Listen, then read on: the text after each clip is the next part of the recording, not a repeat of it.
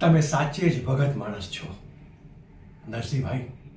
શ્રીમંતાઈ કોઈ મોટી મોટી હવેલીઓ, દોકડા કે સોના મહોરોથી નથી માપી શકાતી. એને માપવા માટે તો પ્રમાણિકતા, સત્ય, લાગણી અને સંસ્કારની માપપટ્ટી જોઈએ.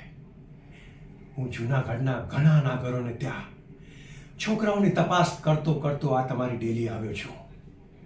જ્યાં ગયો ત્યાં મેં દેખાડો જોયો, મને પ્રભાવિત કરવાના પ્રયત્નો જોયા. પણ તમારા ઘરે, તમારા પરિવારની મેં એકતા તો જોઈ જ, પણ સાથે સાથે આધ્યાત્મિકતા અને પવિત્રતા પણ જોઈ.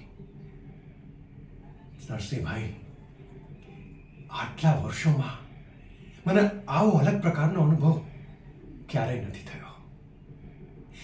તમારા કોઈનામાં પણ મેં દંભ ના જોયો. તમે લોકો તમારા દીકરાનો વાંક ઢાંકતા ન હતા. જે સત્ય હતું તે મારી સામે રજૂ કર્યું. અને તમે લોકો જે પ્રમાણે તમારા દીકરા શામળની વાતો કરતા હતા મારી સમક્ષ, ત્યારે જ હું સમજી ગયો કે આ પરિવાર કેટલો નિખાલસ છે.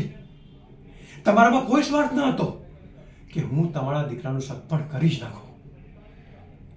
નરસિંહભાઈ, દોકડા તો ગમે ત્યારે કમાઈ શકીએ, પણ આવા ગુણો અને સંસ્કારો કમાતા કમાતા વર્ષોના વાણા વીતી જાય છે. મેં તમારા લોકોમાં આવા ગુણો જોયા છે કે જે પારકાની દીકરીને પોતાની કરી દેશે. અને આ જ કારણથી હું શામળ અને રતનનું સગપણ નક્કી કરું છું.